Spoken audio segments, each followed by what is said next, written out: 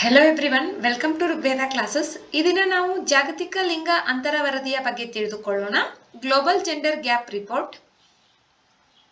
ಜಾಗತಿಕ ಲಿಂಗ ಅಂತರ ಸೂಚ್ಯಂಕ ಇದು ಲಿಂಗ ಸಮಾನತೆಯನ್ನ ಅಳೆಯಲು ವಿನ್ಯಾಸಗೊಳಿಸಲಾದ ವಾರ್ಷಿಕ ಸೂಚ್ಯಂಕವಾಗಿದೆ. ಇದು 4 ಕ್ಷೇತ್ರಗಳಲ್ಲಿ ಲಿಂಗ ಆಧಾರಿತ ಅಂತರವನ್ನ ಮಾನದಂಡವಾಗಿ ಗುರುತಿಸುತ್ತದೆ. 1. ಆರ್ಥಿಕ ಭಾಗವಹಿಸುವಿಕೆ ಮತ್ತು ಅವಕಾಶ. 2. ಶೈಕ್ಷಣಿಕ ಸಾಧನೆ. 3. ಆರೋಗ್ಯ ಮತ್ತು ಬದುಕುಳಿಯುವಿಕೆ. 4. ರಾಜಕೀಯ ಸಬಲೀಕರಣ.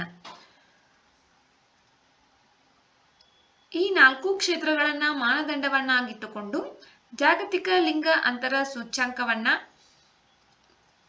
ಅಳೆಯಲಾಗುತ್ತದೆ.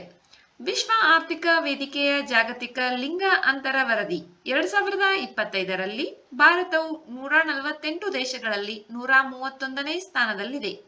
ಕಳೆದ ವರ್ಷದಿಂದ 2 ಸ್ಥಾನ ಕುಸಿದಿದೆ.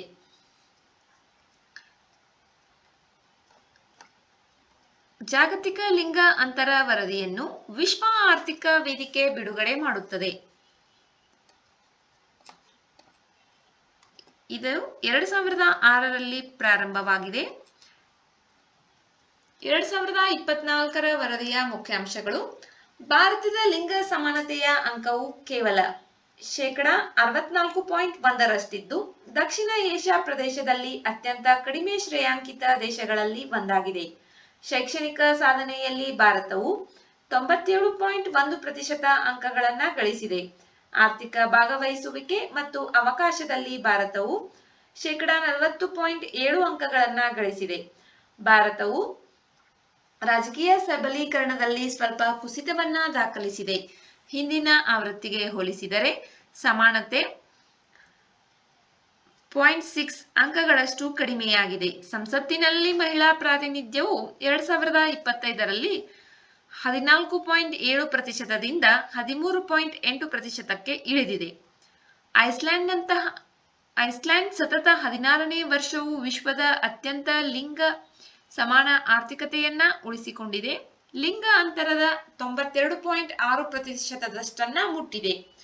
90% ಸಮಾನತೆಯನ್ನ ತಲುಪಿದ ಏಕೈಕ ಆರ್ಥಿಕತೆ ಐಸ್ಲ್ಯಾಂಡ್ನ ಆರ್ಥಿಕತೆಯಾಗಿದೆ. ಯುರೋಪಿಯನ್ ರಾಷ್ಟ್ರಗಳು ಅಗ್ರ 10 ಶ್ರೇಯಾಂಕಗಳಲ್ಲಿ 8 ಸ್ಥಾನಗಳನ್ನ ಹೊಂದಿವೆ. ಐಸ್ಲ್ಯಾಂಡ್, ಫಿನ್ಲ್ಯಾಂಡ್, ನಾರ್ವೆ ಮತ್ತು ಸ್ವೀಡನ್ 2006ರಿಂದ ಅಗ್ರ 10ರ ಸ್ಥಾನದಲ್ಲಿವೆ. 2025ರ ಜಾಗತಿಕ ಲಿಂಗ ಅಂತರ ಸೂಚ್ಯಂಕದಲ್ಲಿ ಪಾಕಿಸ್ತಾನ್, ಸುಡಾನ್, ಚಾಡ್ ಮತ್ತು ಇರಾನ್ ನೇತೃತ್ವದ ಇವು ಕೊನೆಯ 10 ದೇಶಗಳಾಗಿವೆ.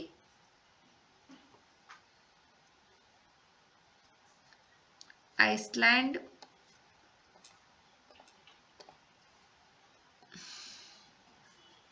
ನಾರ್ವೆ ಇವೆಲ್ಲವೂ 2006ರಿಂದ ಅಗ್ರ 10 ಸ್ಥಾನಗಳಲ್ಲಿ ಇವೆ.